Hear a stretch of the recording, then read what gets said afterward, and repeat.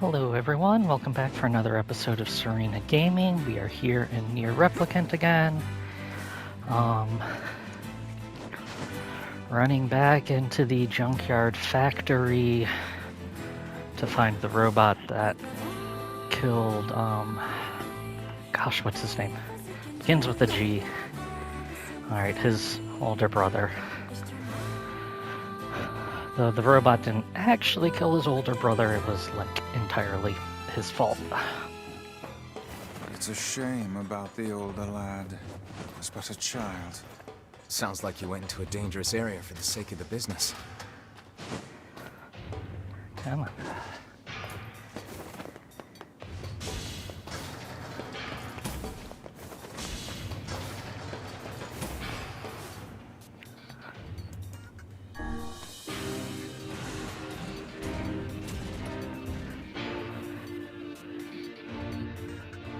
Pollux wants to play. There you go.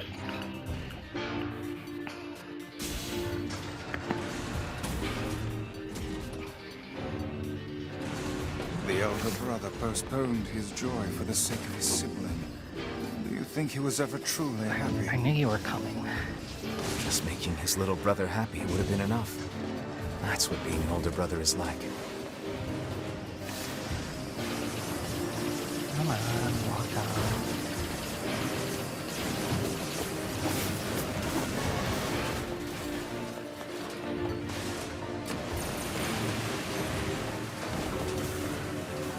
Device cannot aim for crap.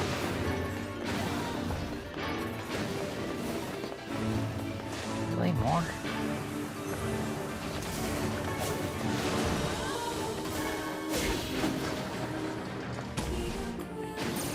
Why do we need bombs here? Oh, we do need bombs. Run, run, run, run, run, run.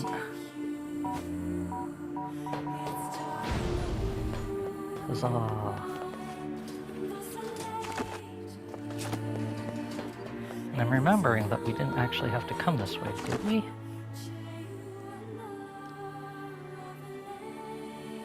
Oh yes. We want to go straight though, and not turn in there. Hey, I'm finally learning my way around.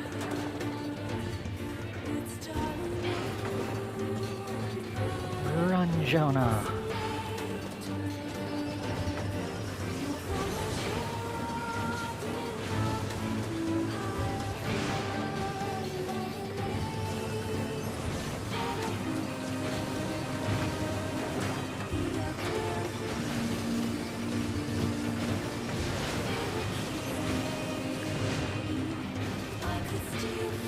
Let my magic build up a bit.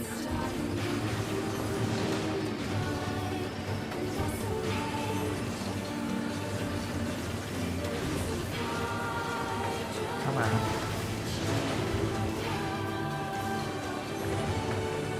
You can do it, Jonah.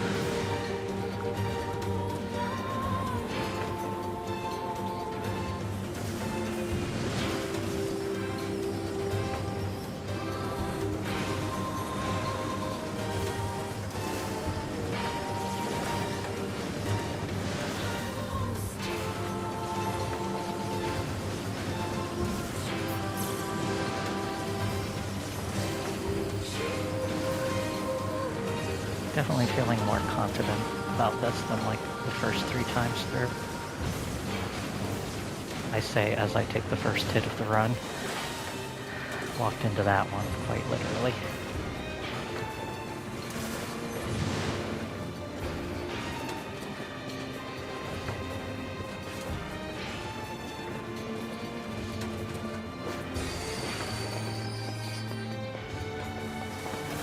Well, you guys do want to come and play still.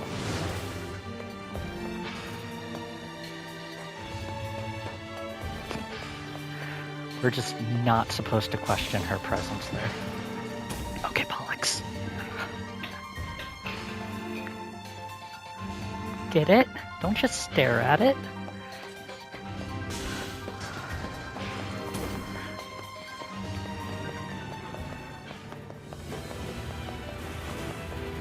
Come on, lock on. Lock on. There we are.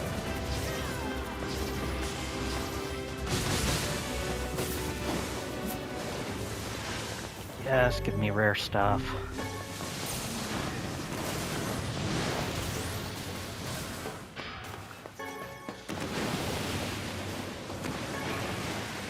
Now, what I learned from last time is that I'm supposed to go back right now and not advance, now that I've gotten the quest item.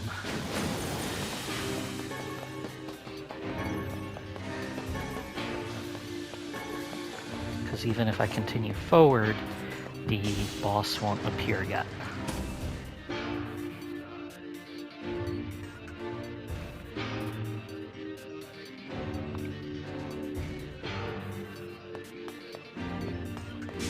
Wasn't there? Hold on.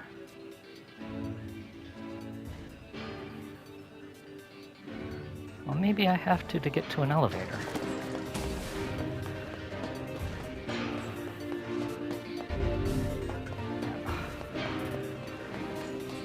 Okay, to get to the elevator, I'll move forward.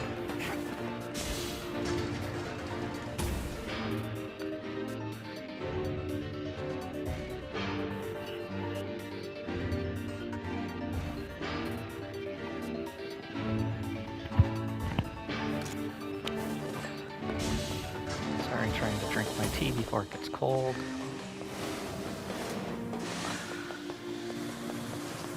Come on, guys, lock on.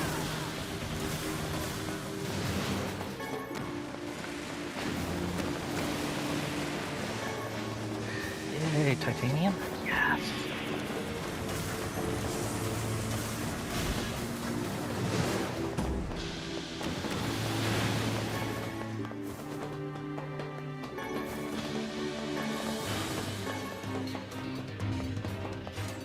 Okay, how do I get to an elevator?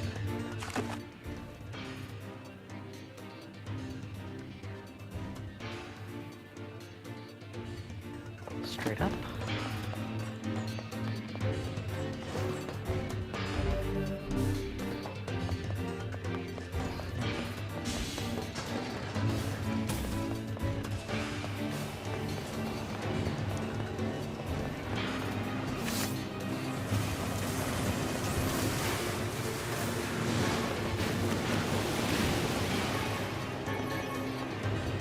Gonna have to sell items when I get back to the brother.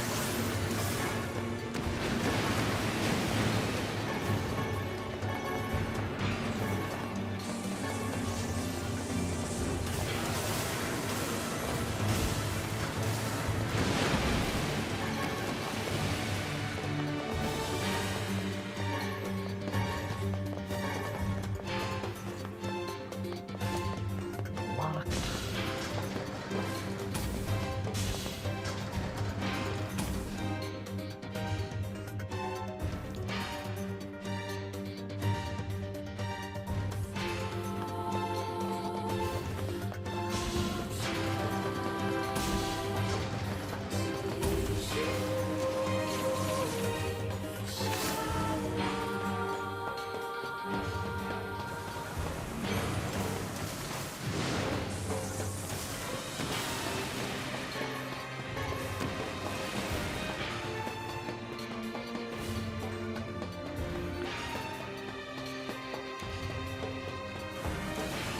I always struggle with how close you have to be to actually lock on. Come on, there you go.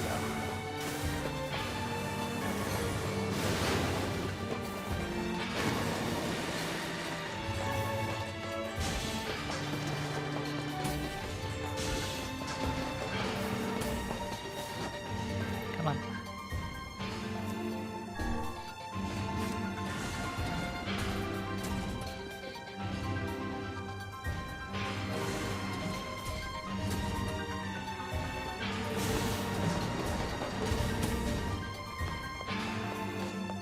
There is no going forward, so you have to drop in.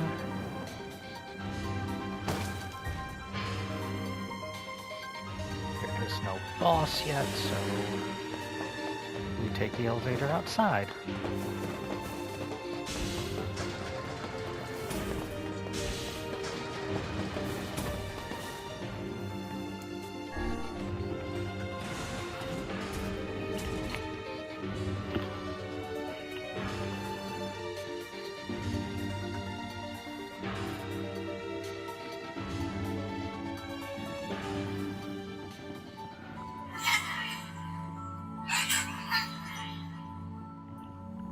large seagoing vessel that carries freight and passengers over bodies of water.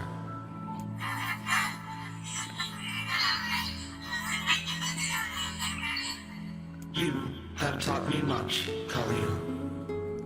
You have helped to expand my vocabulary. You have instructed me in the ways of the outside world.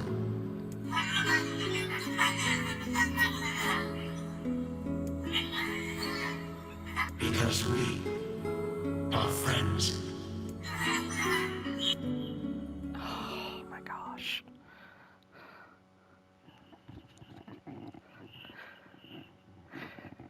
Every time they have to make you feel bad for going on a massacre.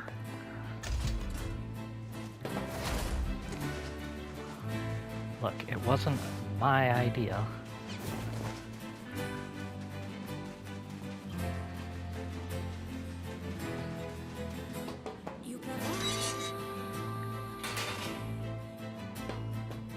That's some pretty impressive. I'll start upgrading your weapon right away. And since you did me a favor... This is where he goes a bit crazy, actually, right? This is gonna take a little more time than I thought. No sense in you waiting around. That would be great. No sense in you waiting. That would be great. By the way, what can I help you with? Buy and sell.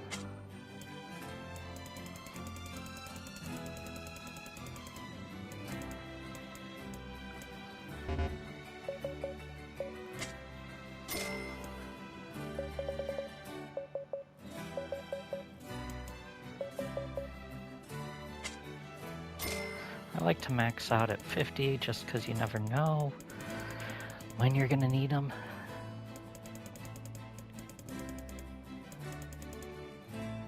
Copper ore I actually may need more of. Come back. No sense. That would be great. By the way, what can I help you with? See if I can forge any more weapons.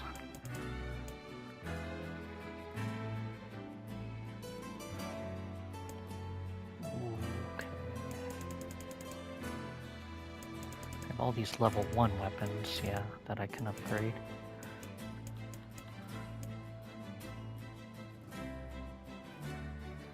Nameless blade, simple machine.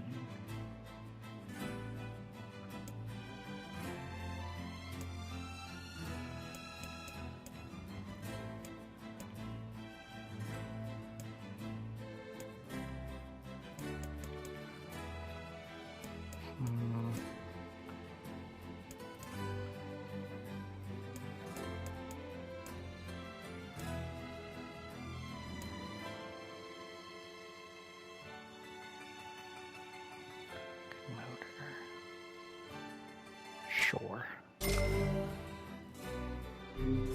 Yikes.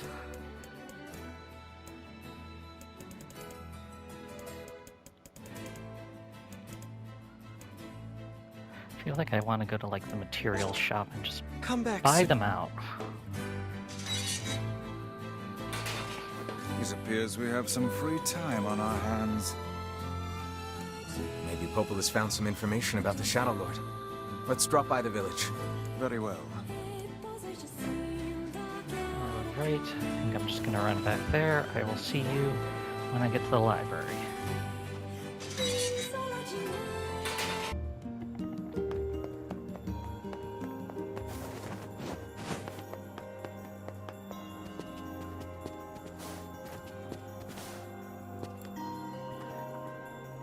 Hey, mister? How come I can't see Dad?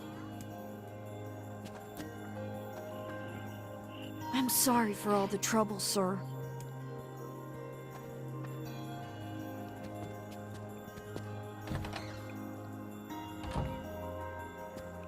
Learned anything new about the Shadow Lord's key, Popola? You know, I was just going to talk to you about that. You remember the Eyrie, right? How That could we forget? depressing shell of a village? Not so much anymore, it sounds like. I just got this letter from the village chief. Sacrifice? That's right. I've been trading notes with leaders from... You're amazing! This in I'm afraid Grimoire What do you mean? The area has been and now they've not only opened trade routes. I agree. You're overthinking it. I won't get Yona back by just... There are shades there. Oh dear. Well, if that's the way Oh, you dear. feel, I guess try speaking with the chief when you get there. Got it? Try speaking with the chief.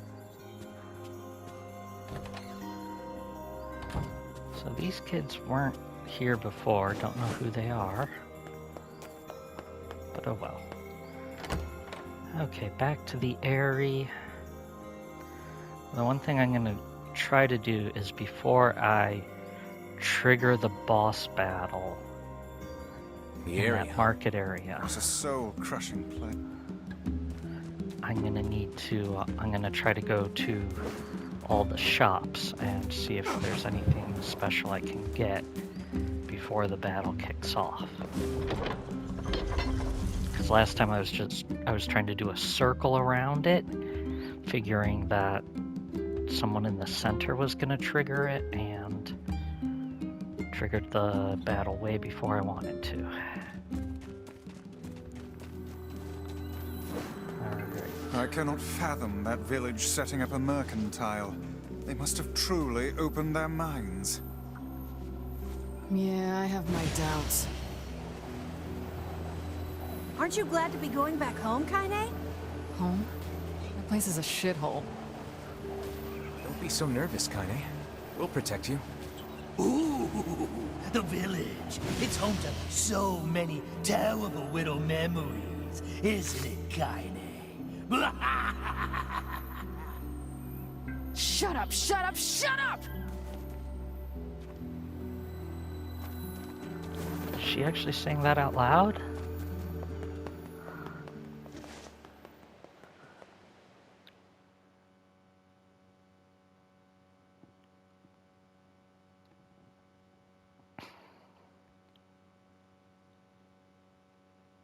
We do not desire. Oh boy. We do not desire needless conflict. If we can continue to live with humans, Then we can continue to live peacefully. But that young man will come. Yes, the young man will come. He will kill us all. Women and children included. what should we do? What can we do? Oh. So they were always all shades. They've always been shades, and they've been cutting themselves off from the world in the hopes of staying safe and living in peace. Fascinating.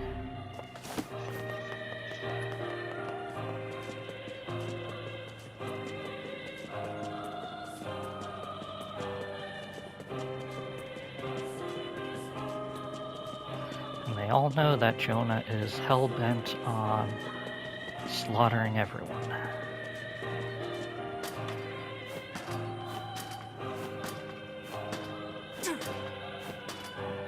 Come on. Don't know where Kaine went. I don't believe in anything anymore. So why are they so friggin' depressed? For us and for you. Like, is that just how shades are? Shades attacked again last night.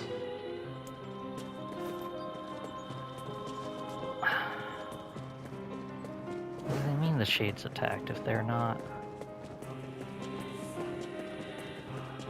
I'm so confused.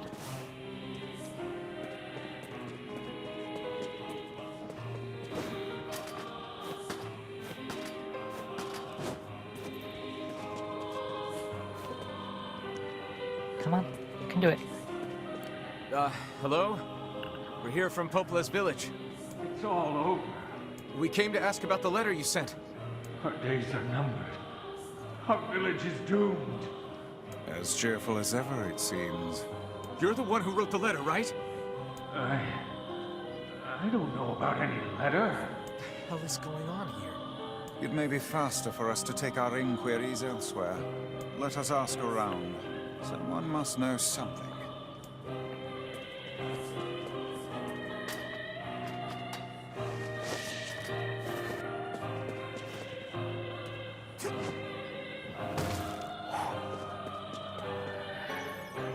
Not the smartest of ideas, Stay but away! Get back! What will become of this village? I think this is where I'm supposed to go back to the market area.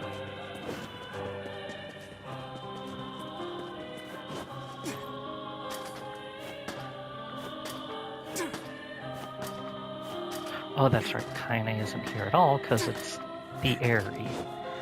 She'll only come in once it's under attack. Or once we attack it. Not quite sure what the proper nomenclature is there.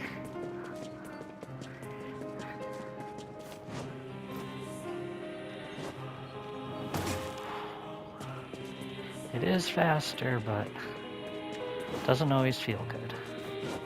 I have noticed since I've been playing lots more games with lots of falling, like it isn't impacting me as much as it did when I first began.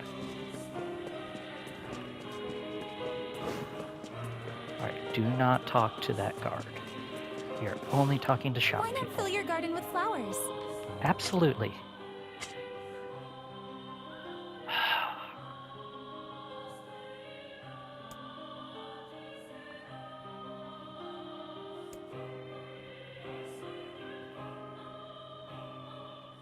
I mean,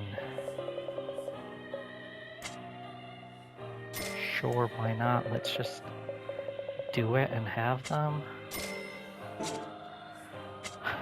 I bet there's a trick to growing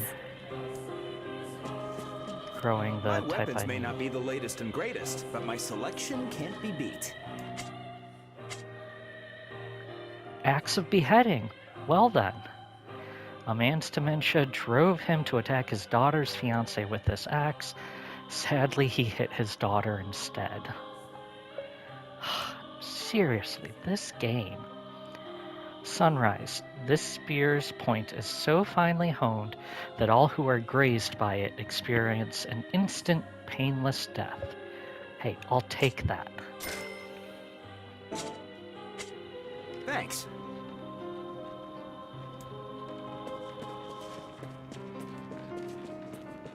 Welcome. We've got... Nothing I particularly need. Come back soon?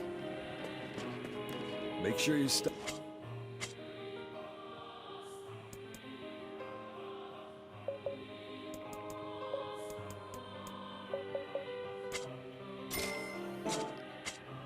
Come back anytime.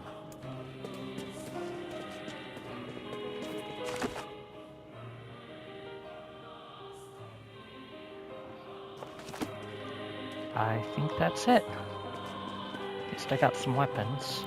A letter, huh? So, You could say... I've heard the room. Indeed. Everyone.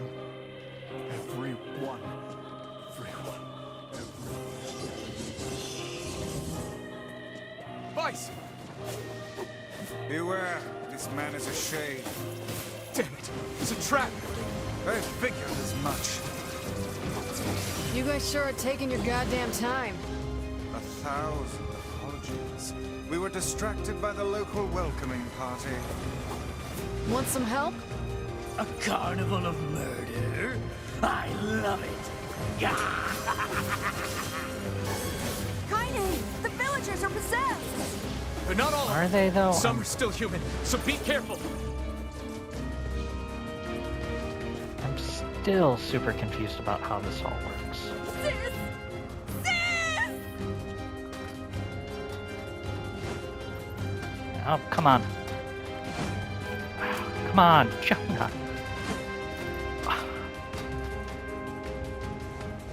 Ow! Oh, that hurts! What are you doing?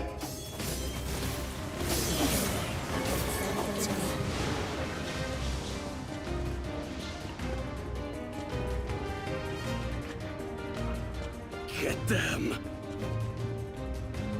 Get who? Oh, must be up.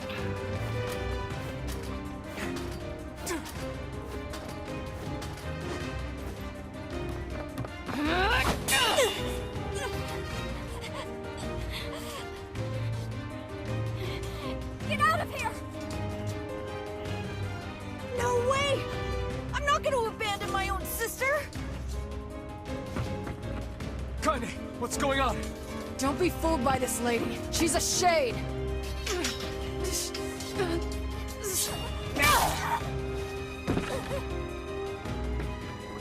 No! No!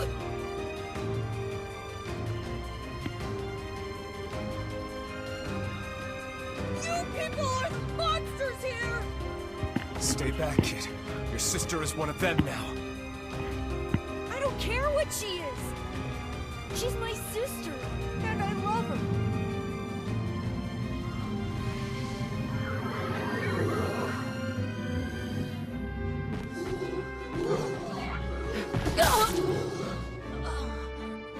Yes, we've been through this.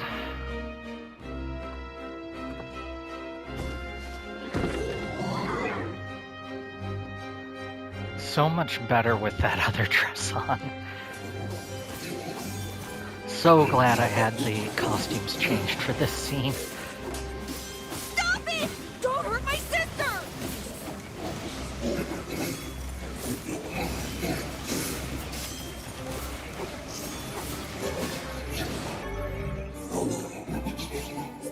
MP cost minus 15%. That's worth taking a moment.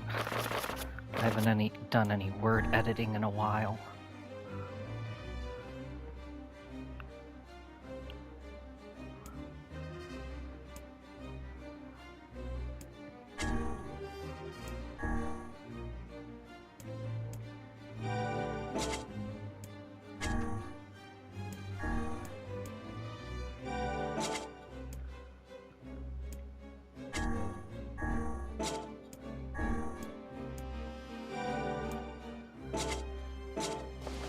What madness. These people are behaving as if we are the villains. Yeah, funny thing about that. Friday! Kill them! Villagers are under attack over there. He's a shade. My husband's a shade. Oh gosh. Oh! Oh, good catch, Jonah. What could those black swirls be? Sepix Prime.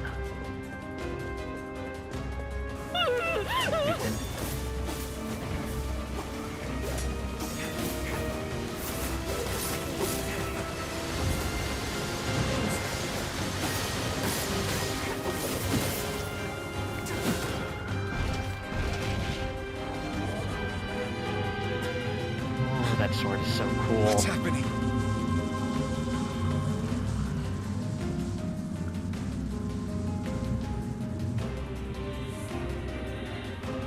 That really does look like they're summoning Diablo, though.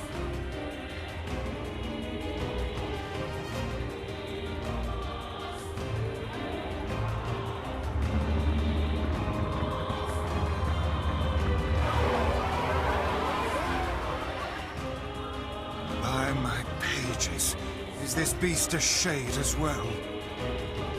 That thing sucked up the villagers. No! If we keep this up, we're gonna kill them all! We can't let that happen!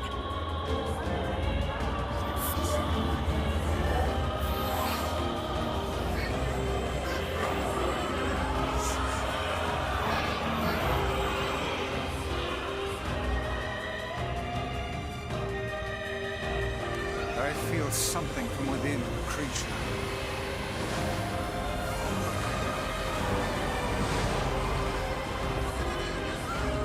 Alright, got it over there. Is this the Dodgy, combined dodgy. power of all those shades? It will take more than a barrage of magic to stop us. The first to waver is the first to die.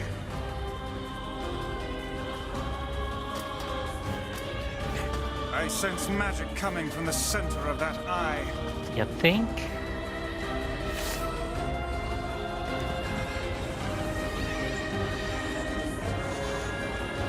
Did I come over here too soon? Wait! I think those are actual people! Hold nothing back. Those are shades.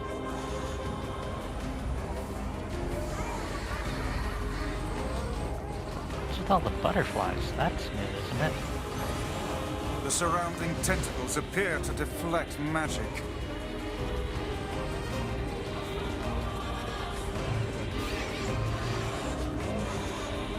Really not sure what I'm supposed to be doing here.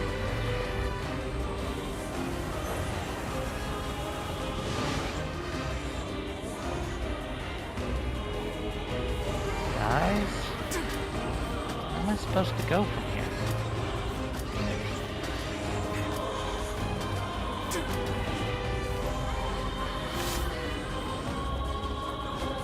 Oh, I was on the wrong bridge, maybe?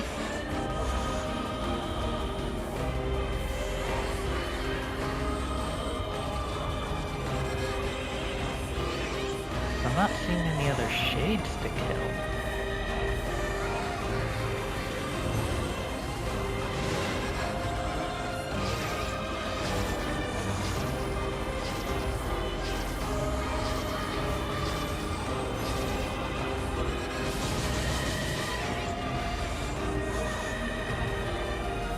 I'm so confused. Got ahead of myself here and it's thrown everything off.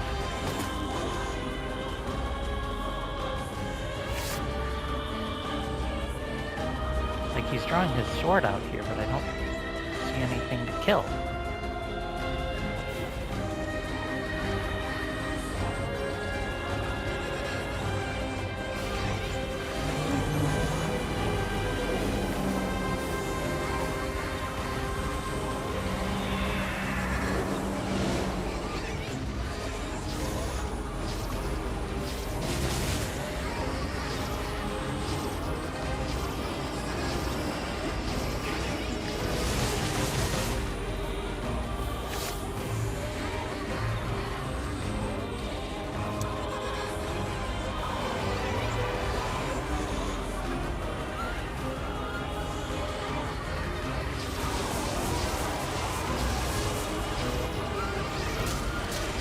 Whoa, whoa.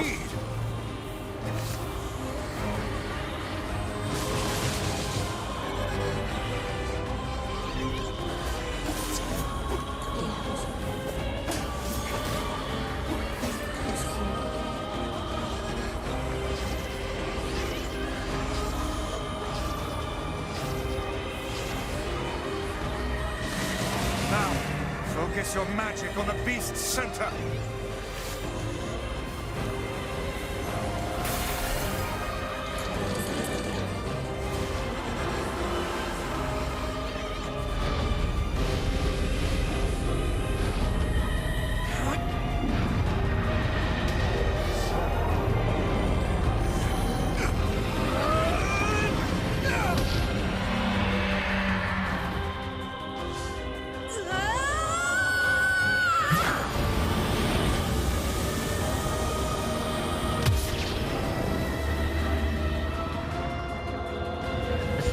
Very Evangelion. I'll say this again. Did it do that the first time? Look out! Something's coming!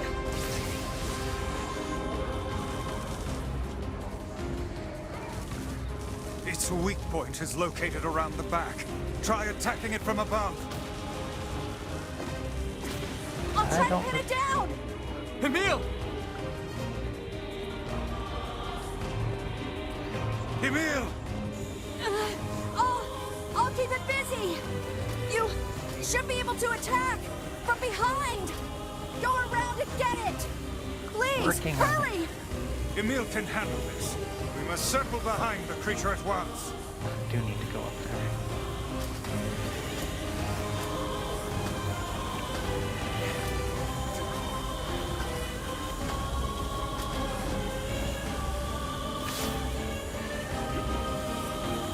You must strike it in the eye. Yeah, obviously.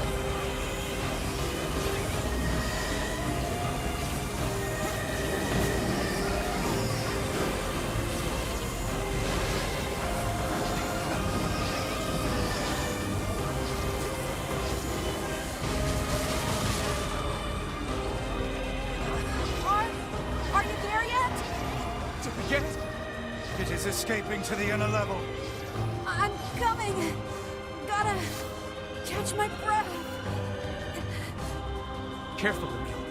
Won't help anyone if we lose you here.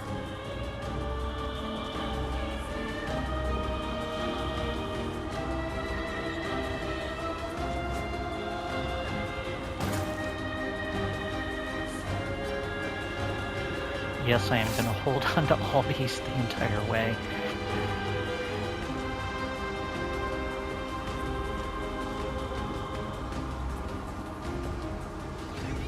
Open up and say, "Ah." Damn it! You beat the hell out of that thing. How can it still move? Its combined powers are beyond even my greatest suspicion. Come on! Help me take it out! I'm on it. Lot. Okay. Wow, that's a lot of them.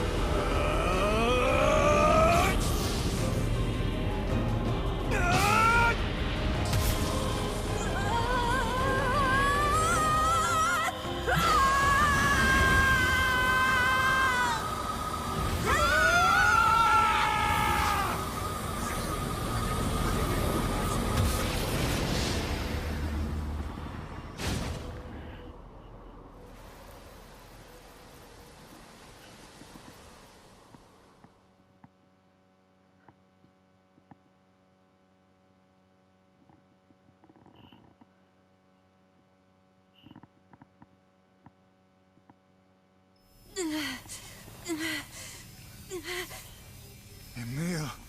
Emil, wait! Going Super Saiyan! Emil! He's gone. His instincts have taken hold. The ultimate weapon is being deployed.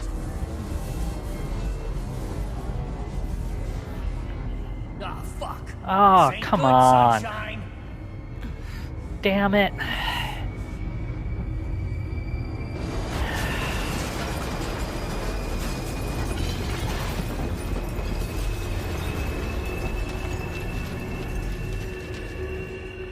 We changed her outfit to avoid things like that. Specifically for that purpose.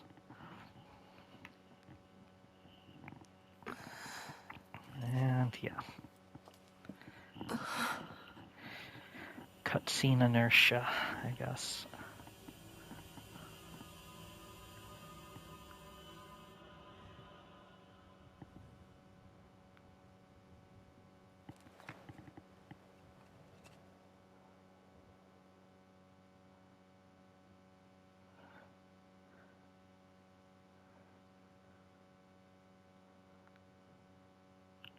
Uncontrollable magic. I have to protect the people I love. That was my only thought as I unleashed a magic powerful enough to destroy not only the Shade, but everyone else as well. All of them. So many innocent lives. Destroy, eviscerate, crush, kill. These are the dark impulses that overwrite all other thoughts. As a being that was created to be a magical weapon, these are my instincts. Or maybe it's better to call them our instincts. Emil's dream. Please don't make me read. A klaxon sounds from deep within the bowels of the laboratory. Thick metal shutters drop down, sealing off the room with a series of dull metal thuds. Abort the experiment. Number 6 is out of control. Everyone get out of here now. Get out of... The researcher's words are abruptly cut off as a massive hand materializes out of the gloom and lifts him high into the air. The researchers begin to scream. Researcher begins to scream. He screams and screams, the sound echoing off the walls of the laboratory until the hand squeezes down, coating the room in a deep crimson hue. The rest of his colleagues stand in silence, mouths open, unable to process what they have just seen. Then a female scientist takes a step back and lets fly with a heartbreaking wail. It's a weird turn of phrase. But this is a terrible mistake, for the sound of her cry suddenly brings forth a monster in all of its terrible glory. Its body is a bloated corpse, its head a grinning skull. and it is massive, many times the size of a human. The head lolls from side to side as it tromps about the room on all fours, bringing to mind the wild maneuverings of some wretched, starving beast. This creature, this thing, is experimental weapon number 6, also known as Halua. Oh no, please stop. Oh God, save me, save me! I don't want to die. One by one, the maddened cries of the researchers are silenced. If number 6 understands their petitions, it pays them no heed, instead continuing its rampage of destruction and slaughter with a focus that borders on obsession. After an eternity, the screaming stops. The alarms fall silent, and only then does the creature make a sound, howling out with an unfathomable roar that echoes up and down the empty halls of the blood-soaked laboratory. It's a sound that curses those who had dared bring such evil into the world, and yet one that also seems to be pleading for help.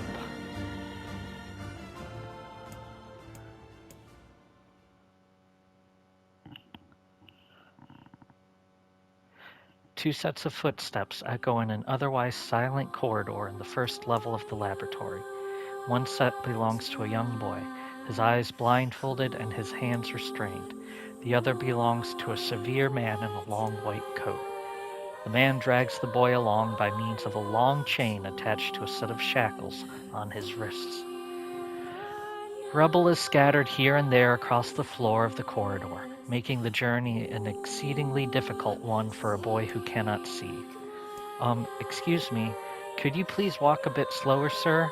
I'm not used to being blindfolded, and... Rather than stopping, the man only increases his pace, causing the boy to stumble in an attempt to keep up. This last humiliation proves too much, and the boy finds himself unable to arrest his fall.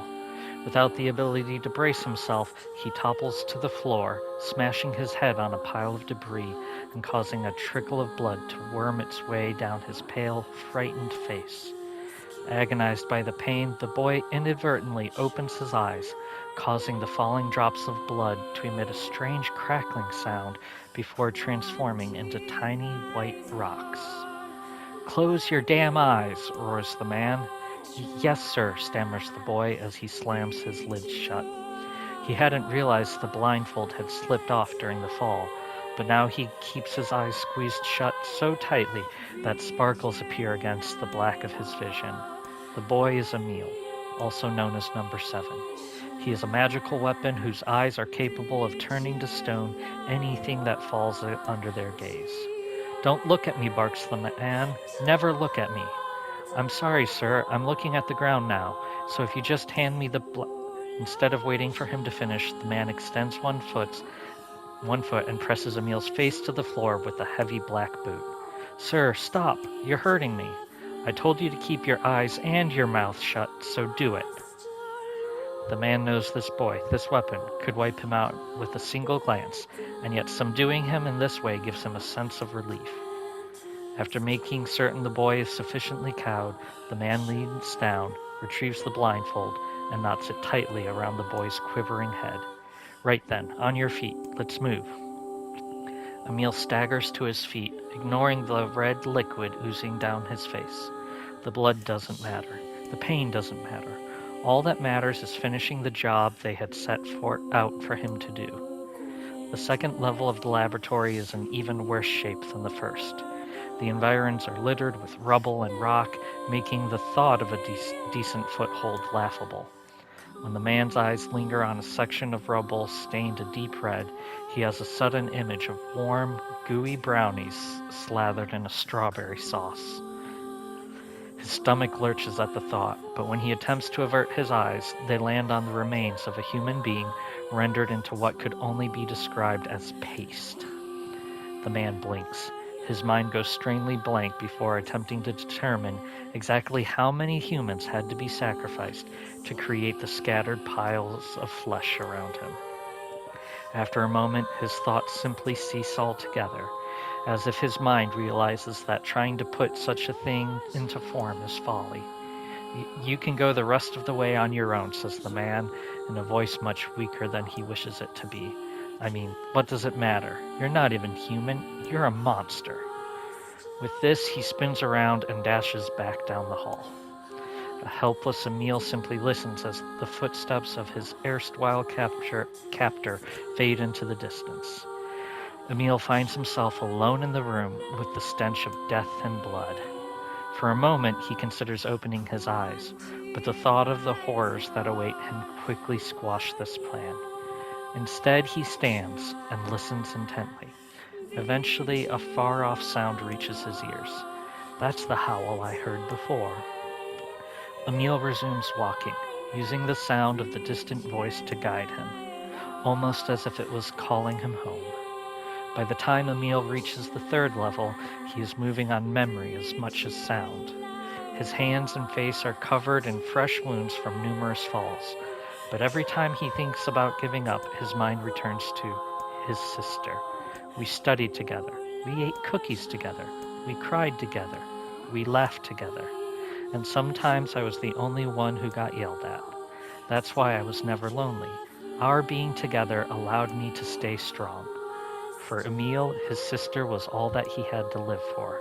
So holding that feeling close to his chest, he presses on, one slow step after the other. Finally, Emil finds himself drawing close to a certain experimental chamber in the deepest part of the laboratory. The howl is very close now, and as he touches the switch that controls the door, he thinks about his mission. Number 6 is the ultimate weapon. She is his sister, and he must turn her to stone. The door slowly opens, revealing the massive interior of the experimentation chamber. After a few steps, Emil removes his blindfold and slowly opens his eyes. His sister lurks before him, but she looks nothing like the girl he once knew. Instead, he sees a savage beast crawling on all fours through the shredded remains of researchers. As the thing that had been his sister stops and tilts its head in Emil's direction, he focuses his gaze on it. A series of soft crunching sounds emerge from the creature as his magic does its terrible work. First the fingers, then the hands, arms, legs, head. What little color the beast once possessed fades to a dull ashen gray. And yet somehow it summons what strength remains and pulls itself toward Emil one slow, lumbering effort at a time. Wailing, the massive monstrosity closes in. Is she worried about me? Or is she coming to kill me? Emil feels prepared to accept either outcome. After all, this was his older sister, the person he loved more than anyone else in the world. Halua, The moment Emil speaks, number 6 comes to a sudden halt. Silence descends on the chamber as the siblings stare at each other. I'm sorry, Halua, but everyone says you're too powerful. They say it's too dangerous unless I seal you away. I'm so sorry. As Emil watches her body begin to turn to stone once more, number 6 simply waits in utter, perfect silence. I'm sorry, I'm sorry, I'm sorry, I'm sorry.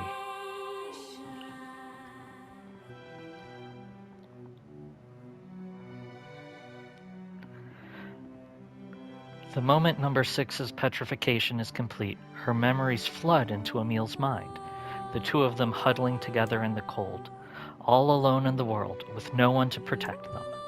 All she wanted was to save her little brother, and yet it was that little brother who, in a sense, saved her. The moment the petrification is complete, Emil sinks to his knees. A frozen sister and a little brother racked with sin. Alone in this cold cage, the two of them weep in a single, silent voice.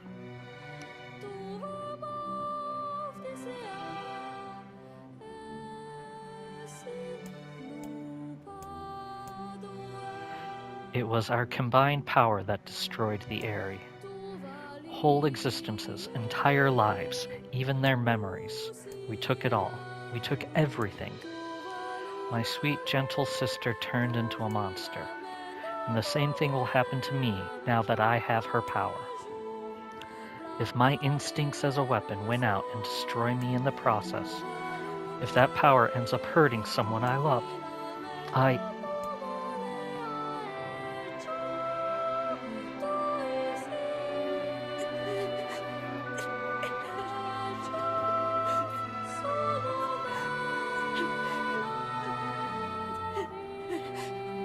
have I done? I killed innocent people. I killed them all. But you saved us. If it wasn't for you, we'd all be dead. We owe you.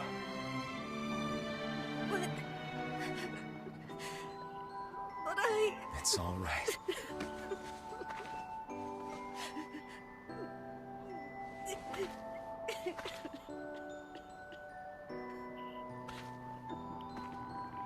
Really.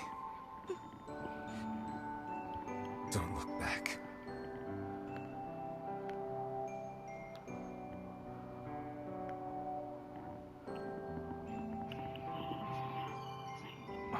Where is my phone? Alright, got a fragment.